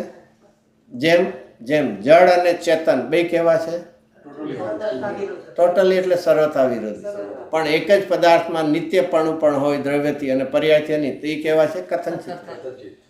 47 શક્તિમાં આવે છે વિરુદ્ધ ધર્મત્વ શક્તિ. તો વિરુદ્ધ ધર્મત્વ શક્તિ એટલે એકી સાથે જળ ને ચેતન બે હોય એમ ન લેવાના, ત્યાં કેવા લેવા કથનચિત. તો અહીંયા એક બહુ જ વિચારવા જેવું, ક્યાં સુધી આત્માના અનંત ગુણ, એમાં એક ચારિત્ર ગુણ, ચારિત્ર ગુણની પણ એક અહીંયા સાધક દશા છે તો એક પર્યાય, અને એક જ પર્યાયના બે પડખા, બે ભાવ, શુદ્ધતા અને ક્યાં સુધી જવું પડશે? એક જ પર્યાયના બે ભાગ હોય ન હોય ને? એ છે એક સમયની એક પર્યાયમાં ભાવ ભેદે બે છે. નહીતર સાધક દશા મિશ્ર દશા એ કોઈ દી સિદ્ધ જ નહીં થાય. એ ચારિત્રની અપેક્ષા એક જ સમયમાં જેટલી શુદ્ધતા છે અને જેટલી હજી રાગ બાકી છે તે અહીંયા આપણને કહે છે કે ધર્માધર્મ એમ કહી શકાય કે ચારિત્રની પર્યાય થઈ ચોથા ગુણ સ્થાને કે તો એ જે પર્યાય તો એક જ પર્યાય છે, ચારિત્ર ગુણની સો કોલ્ડ વિપરીત પર્યાય, પણ એમાં પાર્ટલી શુદ્ધ પાર્ટલી અશુદ્ધ એમ જ છે. એક ફરીથી એક ગુણની એક સમય એક જ પર્યાય હોય, એક જ પર્યાયમાં આવા બે ભાવ. ખબર નહીં આવું બધું કાંઈ હોય જ કાંઈ પ્રેક્ટિકલમાં ક્યારે જોયું નથી જોયું? રોટલી છે એ જ્યારે શું છે તાવડી પર શેકાય ત્યારે ઘણી વાર શું થાય છે કાચી પાકી એક સાથે હોય કે બે? તો ત્યાં કેમ તમે જોવો છો? એક સાથે જ હોય ને રોટલીમાં. નહીં તો એક જ રોટલીમાં બે પ્રકાર જોવાય છે ને, કે હજી ભાઈ આટલી પાકી આટલી છે ને કપડાં ધોવા બેસો છે ત્યારે શું થાય છે એક જ લગાડ્યું એટલે આખું નીકળી જાય છે.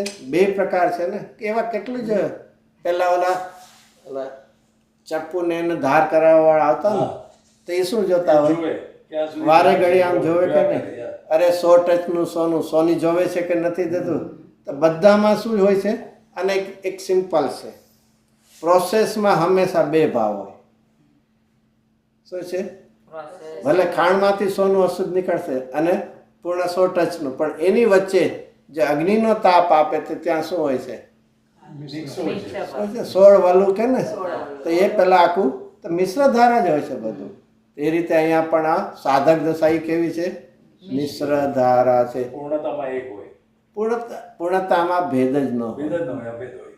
અહીંયા ભેદ છે તો અહીંયા એ વિકાર પડમે છે ત્યારે આત્માનો મિશ્ર ધર્મ કહેવામાં, એટલે પર્યાયમાં આવું છે. આ બધું શું કરીને શું સિદ્ધ કરે છે? આનાથી શું સિદ્ધ થઈ ગયું? ચાલો આ 3 બોલમાં શું સિદ્ધ થઈ ગયું? ગુણસ્થાને બતાવી દઈએ કે મિથ્યાત્વ મિશ્ર અને સિદ્ધ પ્રભાવ.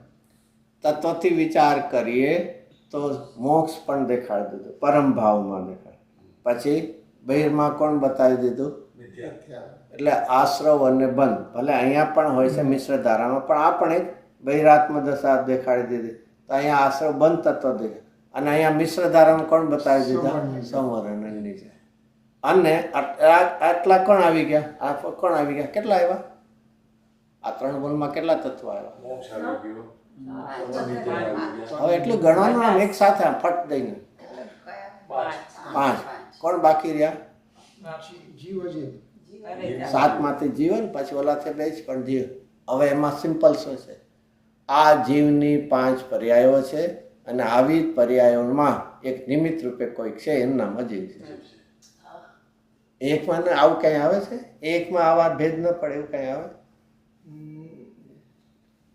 એકમાં ભેદ ન પડે. આવા ભેદ ન પડે. એકમાં આવા 7 ભેદ ન પડે. હા, બરોબર છે, તમે એનાલોજી સારી કરી આ. 13મી ગાથા બરાબર. Very good. 13મી ગાથામાં જ આ બધું ન્યાયો આપ્યા છે. 13મી ગાથા ખોલો તો બહુ સરસ છે, પણ હવે શું થઈ જાય? શું થાય? કાંઈક ટીકામાં છે. ટીકામાં આવું છે ને, કાંઈક નજરમાં આવવું જોઈએ. આમ વાંચી તો લેતા હોય છે, પણ 13મી ગાથામાં એટલા માટે શું આપ્યું? થવા યોગ્ય અને કરનારે આવ્યું છે ને બધામાં. તેમાં એમણે આચાર્ય કે એકમાં આવું ન થાય. આના પછીનું પેજ છે, એમાં જો આના પછીનું પેજમાં પહેલી લાઈનમાં જશે. હજુ ખોલો, શું આવ્યા છે? કારણ કે એકને જ પોતાની મેળા શબ્દો નહીં. આ તો આવડતું હતું ને, આ તો આવડતું હતું ને, વાંધો નથી ને. બહુ જો આ બધા ન્યાયો કે એકના પોતાની મેળે ન થાય, કોકના સંબંધમાં થાય. એ નહીં મેળે. હવે તો અહીંયા તો આ 5 આ 7 શું આવી ગઈ? પર્યાયની વાત છે. આવા ભેદ પડે. પુણ્ય, પાપ, આશ્રવ, સંવર, નિદ્રા બંને મોક્ષની ઉપપત્તિ એટલે ઉત્પન્ન થવું, સિદ્ધિ એ બનતી નથી. અને તો પછી કોના સંબંધમાં થાય? જીવ અને અજીવ. આવી ગયા. આવી રીતે 9 તત્વો આવી ગયા. આપણે 7 લીધા, બાકી આ રીતે 9 આવી જાય છે. નહીં ન આવ્યા? કાંઈ નહીં. ઘટા કે વધા? 7 પર્યાય રૂપ લીધા અને એમાં કારણ કોણ છે? જીવ અને અજીવમાં. અને અજીવમાં પણ મુખ્યપણે કોણ લેવું? Very good. પૂતગલમાં પણ હજી કોણ મુખ્યપણે લેવું? કર્મ. આટલું બધું નજર જવું જોઈએ. ભલે એમાં અજીવ લખ્યું છે, પણ આપણને એક સમૂહ રૂપે લખ્યું છે. બાકી ખરેખર તો કોણ છે? નિમિત્ત રૂપે કોણ થનાર છે? પૂતગલમાં પણ કર્મ, દ્રવ્ય કર્મ. આટલું તો આચાર્ય બધું સિદ્ધ કર્યું. હવે કેટલું પછી આચાર્ય પણ હવે શું થાય? લઈને એક જીદ લઈને જ બેઠા છે. શું જીદ લઈને બેઠા છે? મારું કામ નહીં, મને સમજાય નહીં, મને આવડે નહીં, ખબર નહીં. સ્કૂલમાં પહેલા દિવસે બધું શીખીને આવ્યા હતા ને. 1 to 0 શીખીને આવ્યા અને 1 to 9 and 0 શીખીને આવ્યા. તો બીજે દિવસે ગયા કે નહીં? એકડો હજી ઘૂંટતા બહુ આવડ્યું હશે. સારું છે. એની પેલી ગ્રીપે નહોતી આવડતી. પેનની ત્યાં પાટીમાં લખવાનું એની ગ્રીપે નહોતી આવડતી એને. અને પછી કર્યા પછી એનો અભ્યાસ હોય છે એનો. એક દીમાં એવું કાંઈ ન હોય. તો ચાલો આપણને અહીંયા જો આ રીતે આપણને દીપચંદજી શું વિષય લેવાના છે અધિકાર, એમાં બધી જ આવી રીતે તત્વ પણ આવી જશે ને બધીની વાત લીધી કે અહીંયા તત્વની વાત એમાં આવી છે એ લીધું. હવે આ એકાદશ જાણીને તથા સમજીને શું શબ્દ આપ્યો? આના 11. એમાં 3 ઉમેરે અને પહેલા તો 14 થશે. એમાં 3 જે પહેલા આવ્યા અને એને 2 શબ્દ વાપર્યા. શું છે? જાણીને અને સમજીને. એટલે શું છે? You to understand, not only watching. જાણ અને પછી અનુભવ. અનુભવની વાત છે ને, જાણીને અને સમજી. પહેલા વાચકને લેજે અને પછી એના વાચક સુધી પહોંચે. શું છે? જાણીને એટલે એવા શબ્દો છે વાચક, અને વાચકથી ક્યાં પહોંચે તું? વાચક. પહેલા જ્ઞાનમાં, ધારણા જ્ઞાનમાં લેજે અને પછી એનું યથાર્થ સ્વરૂપ શું છે એ જાણ. ખાલી જાણી લીધા 12 શબ્દ એમ નહીં. હવે એનું શું યથાર્થ ભાવ છે એ જાણી સમજીને હવે કોના માટે? પોતાના આત્મા માટે. એમાંથી આ બધામાંથી મને હિતકર શું છે, શું અહિતકર છે, અને શું એવી જ રીતે એક ભાગ પછી શું હે છે, શું ઉપાધિ છે, તેનો વિવેક કરવો. જો એક એક વિચારવા છે. આ 11 જાણીને એમાં પણ મુખ્ય આપણે છેલ્લા 3 લઈએ. છેલ્લા 3 ક્યાં આવ્યા? પરમ સ્વભાવ, પછી પરભાવ અને મિશ્ર ભાવ. એ 3 આવ્યા. તો એ પેલા જાણી અને સમજીને પોતાના માટે હવે એમાં હિતકર કોણ છે? ટોડરમનજી આવો લખ્યું છે. પરમભાવ પરમ હિતકર છે, મિશ્ર ધારા એ હિતકર છે અને બહિર્પણું તો અહિતકર. એમને એ રીતે ભાઈ આ હિતકર છે પણ ઓલું તો કેવું છે? પરમ હિતકર. તો શું હિતકર છે, શું હિતકર છે અને એનો શબ્દ શું હેય છે અને શું ઉપાય છે. હેય કોને કહેવાય? છોડવા લાયક, તજવા લાયક. અને ઉપાદેય કોને કહેવાય? આદરવા લાયક.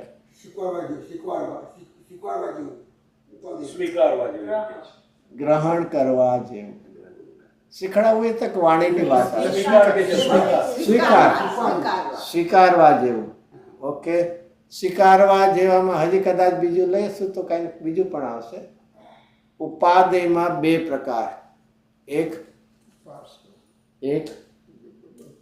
પ્રગટ કરવા યોગ્ય અને એક આશ્રય કરવા. શું છે? ઉપાદેયમાં 2 પ્રકાર હોય. સ્વીકારવા યોગમાં જ્ઞેય આવશે. શું છે? આ તો હજી 2 લેખન. આમાં હજી ત્રીજું શું આવે? જ્ઞેય આવે. આમાં આવે છે ને હે, ઉપાદેય અને જ્ઞેય. તો એ અહીંયા હે કોણ છે? અહિતકર છે, દુઃખદાન એના કારણ છે. હે છે, છોડવા યોગ્ય છે. અને ઉપાદેય કોણ છે? તો કે 2 પ્રકાર. જેનું વેદન છે એવી નિર્મળ પર્યાય છે. એ કેવી છે? પ્રગટ કરવા યોગ્ય ઉપાદેય છે. અને સુખ માટે, શુદ્ધતા માટે જેનો આશ્રય લેવાય એ આશ્રયભૂત ઉપાદેય છે. અને જ્ઞેય કોણ છે? હા, જાણવા યોગ્ય કોણ છે? બંને જ્ઞેય છે. ખરેખર તો બધી રીતે તો બધા જ્ઞેય છે. બધા જ્ઞેય છે એમાંથી આ હિતકર છે અને આ અહિતકર. પણ હવે જુદું જો દેખાડવું હોય તો એ 7 તત્વો 9 તત્વોમાં જીવ હજી જ્ઞેય છે. આશ્રવ બંધ પુણ્ય પાપ ઉમેરે તો એ બધા કેવા છે? હે છે, અહિતકર છે. સંવર, નિદ્રા અને મોક્ષ કેવા છે? ઉપાદેય. પ્રગટ કરવા માટે ઉપાદેય છે એ હિતકર છે. એ રીતે. અને પાછો હવે એનો શું કરવો છે? વિવેક. આમાં શું આવી ગયું? વિવેક કરવા છે. એનો અર્થ શું આવી ગયો? યથાર્થપણે હિતકર છે તેને હિતકર જાણજે અને અહિતકર છે તેને અહિત. પણ કોઈના પ્રત્યે દ્વેષ કરતો નહીં. શું છે? તિરસ્કાર કરવા કોઈ નથી. એ શું છે? જાણવા યોગ્ય છે પણ એમાં કોઈ અહિતકર કરીને દ્વેષ કરવા કોઈ નથી. દરેકને પોતપોતાના સ્વભાવથી જાણે. એના સ્વરૂપથી એટલે છે એમાં પછી. કારણ કે તિરસ્કાર કરવો એ તો દ્વેષ ભાવને જન્મ આપશે. એ રીતે જ્ઞેય છે એમાંથી હિત અહિતકર જાણજે. આ તો એવો વિવેક કરવો. પછી પરલક્ષ છોડી. હવે આ શું આવ્યું? અહીંયા સુધી શું છે? ફરીથી અહીંયા જાણીને સમજો. એમાંથી હવે એનો વિસ્તાર થોડો કર્યો. હિતકર શું છે, અહિતકર શું છે, હે શું છે, ઉપાદેય, એનો વિવેક કરવો. અહીંયા સુધી હજી પ્રોસેસમાં પૂર્વ ભૂમિકા. અને હવે વિવેક કર્યો કે આ અહિતકર છે, આ હે છે, તો પરલક્ષ છોડી સ્વ તરફ વળી. આ પુરુષાર્થ છે, પોતાનો પુરુષાર્થ છે. અહીંયા સુધી હજી એની પૂર્વ ભૂમિકા હતી ને હવે પરલક્ષ છોડી. અને ખરેખર તો આ તો પરલક્ષ છોડી સ્વ એ જ કીધું છે. બાકી જેને અહિતકર જાણશે એનાથી ભિન્નતા કર્યા વગર રહેશે. અને જેને અહિતકર જાણશે એનાથી છૂટો પડશે. અને હિતકર જાણશે એમાં એકાકાર થયા વગર. અને છતાં આ રીતે પર શબ્દ શું વાપરો છે? પરને છોડીને. હવે એવો એકા શબ્દ ન હોય તો ચાલે. એવું બહુ ગુજરાતીમાં નહીં કે બહુ ચીકણા નહીં થવું. એમાં એકા શબ્દ ન આવ્યું તો ચાલે નહીં. મોટો ફરક પડે. ગુજરાતીમાં કઈ ખબર નહીં હોય ને. એક બિંદુ હોય ને બિંદી, એનાથી મોટો ફરક. ગાળા ને ગાંડા 2 મોટો ફરક પડી જાય. આ એક વાંચવાની પદ્ધતિ. એક એના મિનિંગફુલ હોય છે આ શબ્દો. એમ નથી ગમે ચાલી જાય. તો શું કરવું છે? પર છોડવા છે કે પરલક્ષ છોડવું છે? પર કેમ નથી છોડવા? Very good. હજી કઈ તારો અધિકાર ક્યાં છે? અધિકાર વગર કરવા જાય છે ને મોટું પનિશમેન્ટ મળશે તને. તો શું છે? પરલક્ષ છોડી અને સ્વતરફ ઘડી. આ આખું શું આવ્યું? આ જ્ઞાનની રમત આવી. જ્ઞાનમાં અને જ્ઞાન સાથે એવી શ્રદ્ધામાં. જ્ઞાનમાં એને લાગ્યું કે આ પર છે, તો જ્ઞાન અને તો શ્રદ્ધા એનાથી એકત્વ છોડાવશે. આ જ્ઞાનની રમતમાં છે. કારણ કે આવો વિવેક કોણ કરે છે? જ્ઞાન કરે છે. ભેદ જ્ઞાન કરે છે. તો જેનાથી જ્ઞાન કે આ ભેદ કરવા જેવું છે, આ અહિત કર છે, તો શ્રદ્ધા એમાંથી એકાકારપણું છોડે છે. તો પરલક્ષ છોડી આ નાસ્તી આવી. અસ્થિમાં સ્વ તરફ વળી નિજ શુદ્ધ સ્વરૂપને જ અવલંબુ. શું આવી ગયું? Ultimate result. આ રિઝલ્ટ આવ્યું. પરલક્ષ છોડ્યું, સ્વ તરફ વેળા. તો હવે કોણ? અવલંબનમાં, આશ્રયમાં, સ્વીકારવામાં કોણ આવ્યું? પછી શબ્દ શું છે? નિસ્વરૂપ. અવલંબવું એટલે સ્થિર થવું એમાં. જ ન લેવું. જૈન દર્શનમાં એકાંત નો હોય, અનેકાંત હોય. સમ્યક એકત્વ છે. એ જો તમને ગમે એટલે એક શબ્દ ઉમેરી દો તમે. અમે તો કે ભાઈ જૈન દર્શનમાં અનેકાંત હોય છે. આજે તેરસ એ જ કરવાનું છે. એ બહુ સુંદર એ રીતે વિચારો. અનેકાંત પણ અનેકાંત છે. અનેકાંત પણ અનેકાંત છે. પ્રમાણથી અનેકાંત છે અને નહીંથી એકાંત છે. અનેકાંત પણ અનેકાંત છે. અનેકાંત પણ અનેકાંત એટલે શું? અનેકાંત પણ અનેકાંત છે એટલે શું? અનેકાંત કોઈ અપેક્ષા એ અનેકાંત છે. તો પ્રમાણથી અનેકાંત છે અને નહીંથી એકાંત છે. અનેકાંત છે, ચોક્કસ છે. આપણે તમે ચારિત્ર મોહની વાત કરી ચોથા ગોળસ્થાને, તો પછી અનંતાદુબંધી એ સર્વઘાતી છે એટલે તો નીકળી ગયું નહીં ચોથા ગોળસ્થાને. હા, પણ જે અપ્રત્યક્ષ છે એ નીકળી ગયું એટલે પણ હજી ક્ષોભસમ ભાવમાં હજી એમાંથી પડવાની શક્યતા છે. જેમ આ જે ક્ષય થયો અનંત, અનંતાબંધી એમાં અનંતાનુબંધી જે છે, જે ક્ષાયિક થાય છે એની અપેક્ષા એ હજી શક્યતા છે. ક્ષાયિકની જેમ નથી. ક્ષોભસમ થયું છે એટલે ઉદયમાં નથી, પણ એનાથી એવો અર્થ નથી કે ભવિષ્યમાં એમાંથી પડે નહીં. સત્તામાંથી જેમ જાય છે ક્ષાયિક થતા, એવું નથી થયું. પણ જ્યારે સમગ્ર છે આમાં પડ્યો નથી એક તો અનંતાદુબંધી એક સર્વઘાતી છે ને, હા તો એ છે જ. પણ અપ્રત્યક્ષ દેશઘાતી છે. હા એ છે ને, એ બધાય છે. હજી તો એક કસાઈ ગયો છે, જે તે અપ્રત્યાખ્યાન વાણી, પ્રત્યાહ્વાન, સંદન ત્રણેય બાકી છે. પણ કહેવાનું શું છે? ક્ષોભસમ હજી જુદું છે અને એક ક્ષાયિક થવું એક જુદી છે. ફરીથી એમાં શું છે? નહીં, આવું બધું કર્ણાનું યોગનું છે ભાઈ, અભ્યાસ બહુ નથી, પણ થોડું આ રીતે એમાં 3 પ્રકાર કયા વિચાર આપણે કરીએ, ખાસ તો અહીંયા જ શ્રદ્ધા અને ચારિત્રમાં. એમાં સૌથી પહેલું ઉપસમ થાય, ઔપસમિક થાય. તો શું થાય? એ પૈડા વગર રહેશે નહીં, પડશે જ. ઔપસમિક, હા, કોઈ પણ ઔપસમિક જે શ્રદ્ધા કે ચારિત્રનો છે, અરે 11મેથી પણ નિયમથી પડે. એટલે પહેલું ઔપસમિક ભાવ કેવો છે? પડે છે. ક્ષાયોપસમિક કેવો ભાવ છે? પડવાની શક્યતા છે. પડે એવો કોઈ નિયમ નથી. એ તો ક્ષોભસમમાંથી પણ સિદ્ધ. અને ક્ષાય કેવો છે? કોઈ દી પડે નહીં. આ રીતે 3 છે. એક પૈડા વિના રહે નહીં, બીજું પડવાની શક્યતા છે, અને ત્રીજું ક્યારે પડે નહીં. એવા પ્રકાર. ઉપસમમાં પડશે જેમ કેમ કહ્યું? ઉપસમથી ક્ષોભસમ ન થાય. હા તો એ ઉપસમ તો ગયું ને. એટલે બદલાય ને, ઉપસમ કહ્યું ને. ઉપસમ ભાવ તો ગયો કે નહીં? એટલે એવું એમાંથી એવી રીતે ક્ષોભસમ જાય જ ને. ના જરૂર. હા એટલે જાય છે, પણ ઓલું સાવ પડીને ન જાય એમ. એમાંથી ક્ષાયિક થઈ જાય. તો ઉપસમમાંથી ક્ષોભસમ થવા ને. હા તો પણ એમાંથી પડી જાય ક્ષણ માટે એમાં, અને પછી પાછું એમાંથી ક્ષોભસમમાં પડે. એવું જોજો તમે, કોઈ પૂછું નહીં. ઉપસમમાંથી ક્ષોભસમ થાય અને ક્ષોભસમમાંથી ક્ષાયિક થાય, એમાં એ શું ફરક છે? ઓકે, ક્ષૌરસમ થયું એટલે ઉપસમ પડ્યું એ પ્રમાણે તમે કહો છો. ઓકે, ઉપસમ ત્રીજા કે બીજા કે એવું નથી. એવું નથી. એમાંથી તો ઉપશમ થી તમે 8મે ગુણસ્થાન સુધી પહોંચી શકો વિધાઉટ ક્ષમ ઇન બિટવીન એ સમ્યક દર્શન પહેલું થાય એના પછી ક્ષોભસમ થઈ જાય અથવા કોઈને ક્ષાય.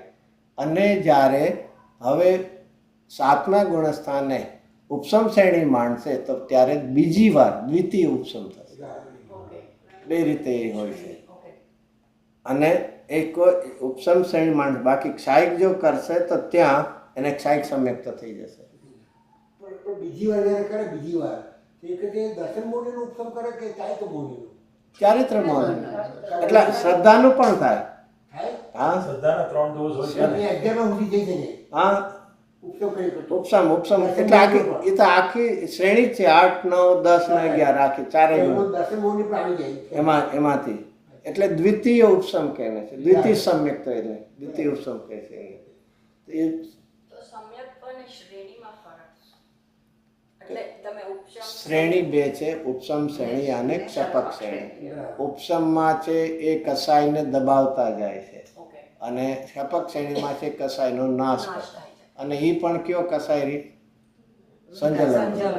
સંજલનનો જે રહ્યો છે અને એટલા માટે સંજલનનો જે 4 કસાય છે એ કેવા છે? ક્રોધ જાય, માન જાય, એ ક્રમે કરીને જાય. અને આ બધા 3માં એક સાથે 4 જાય છે.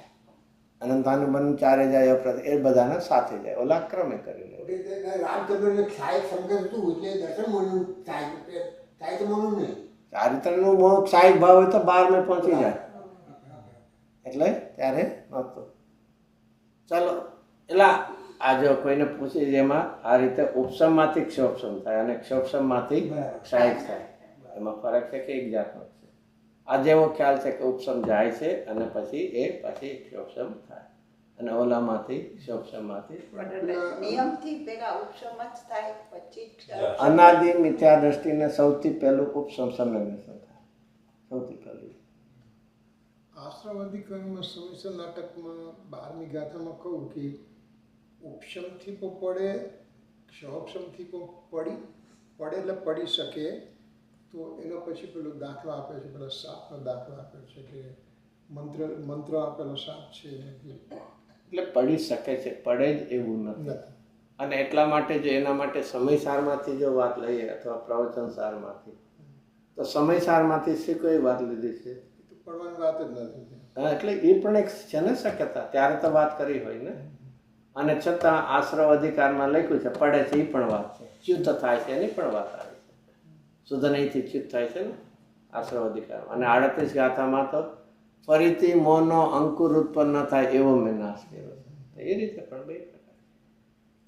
ચલો તો અહીંયા ક્યાં સુધી પહોંચ્યા? પાછું ઘણું બધું પરલક્ષ છોડી સ્વતરફ વળી. નિજ શુદ્ધ સ્વરૂપને જ અવલંબવું. આ ક્યાંથી શબ્દ આવ્યો? નિજ સ્વરૂપને જ અવલંબવું. અરે પરનું લક્ષ તો છોડી દીધું, હવે અવલંબન ક્યાંથી રહ્યું? તો હવે કોણ? એક જ રહ્યો. કોણ? સ્વ તરફ. એટલે કોણ? નિજ સ્વરૂપને. આ રીતે આખી પ્રોસેસ આવી ગઈ. હવે ફરીથી થોડા પ્રથમ વ્રતાદિ લઈને વેદના એ બહુ અઘરું લાગે છે એટલે અમે વ્રતાદિથી શરૂ કરશું. એવું બધું નથી. તમને સહેલું, અમને તો આ સહેલું લાગે છે. પાછળથી કર્યું છે ને બદલે પહેલા કરીએ, એમાં ફરક શું પડે? કહેવાનું ઈઝી છે. આપણે પહેલું શું કરવું? ભૂખ્યા એવું એમ જ નથી. એવું નથી બોલ્યો હું, એવું નથી બોલ્યો. જેમ છે ને ખબર નહીં, દરેકની છે ને પરીક્ષા આવે ને એમાં ખાસ તો ગણિતનું પેપર લઈએ, દરેકની સિસ્ટમ પહેલાં શું કરી લે, બહુ ઇઝી દાખલા હોય ને એ જ લખી નાખે, કારણ કે પછી ટાઈમ ન રહે, પછી અઘરા. અને ઘણા કે ઓલા તો હું કરવાનું જ, પછી અઘરું હજી ફ્રેશ હોય એટલે બરાબર ને. એટલે અમે એ ઓલું જ લીધું કે ભાઈ સહેલું હોય એ પહેલું કરી દેવું. કેમ ઓલામાં બે પદ્ધતિ હોય કે ને. અરે એક્ઝામ્પલ લઉં છું એટલે માંડ ગોતીને કાઢો ને પછી તમે મેરી દિલ્હી મેરે કો ક્યાં હવે listening check કરો છો કે યાદ રહે છે કે એમ નહીં? નથી. એક વિચારું તારે બાયના ક્ષોભસમમાં તું જે લે, અહીંયા સર્વજ્ઞે કહેલું છે એ વિધિ તને અઘરી લાગે, સહેલી લાગે, એમાં કાંઈ ફેરફાર થવાનો જ નથી. તું અધિકાર ગમે તારા હાથમાં, પણ એ કાંઈ થવાના, તારું વિપરીત થશે. પહેલું જે હોય, શ્રદ્ધાના સુધારા વગર ચારિત્રનો સુધારો નહીં થાય. બહુ સિમ્પલ છે. શ્રદ્ધાના સુધારા વગર ચારિત્ર્યનો ક્યારેય થવાનો. અને એટલા માટે શું છે, પ્રથમ સ્વપરનું વિવેક વિના ઇઝ ઇક્વલ ટુ ભેદજ્ઞાન થયા વિના. ચાલો થોડું ટાઈમ ઘણો થયો છે, એટલું પૂરું કરીએ. કાલે લેશું થોડું, હજી ઘણો લાંબો પેરેગ્રાફ પછી લેશું કાલે વધારાનો. એક આ તો ઉपोદઘાતમાં પણ આટલું બધું સમજવાનું તો હવે તો ઓલામાં તો બધું. એટલે ક્યારે પણ આ રીતે એક શું છે કે એક ધીરજ રાખીને રુચિપૂર્વક કંઈક અભ્યાસ કરવાની એ જરૂર. શબ્દો છે છતાં એની પાછળનો ભાવ ઘણીવાર બેહદ હોય છે આપણને. એ બધા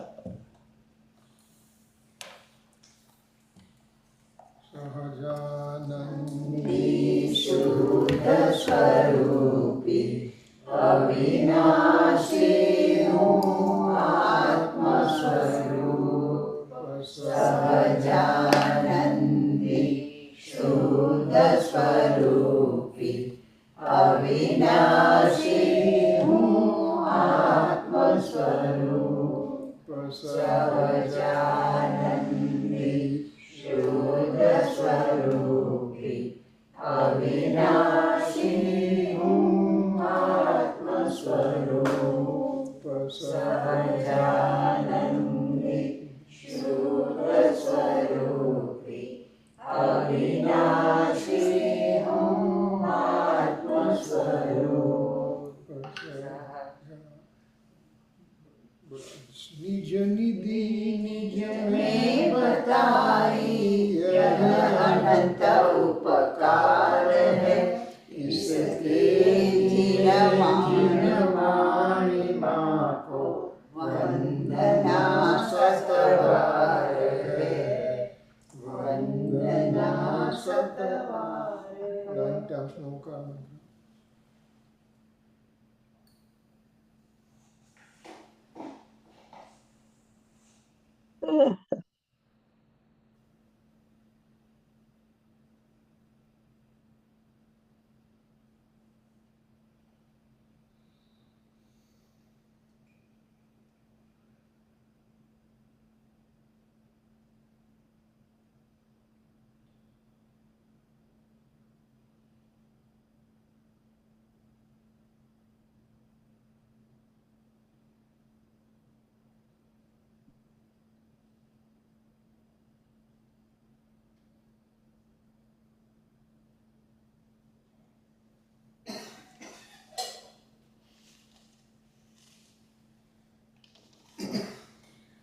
અંતર્મુખ મુદ્રાવન સર્વ જીનેશ્વર ભગવંતનો જય હો.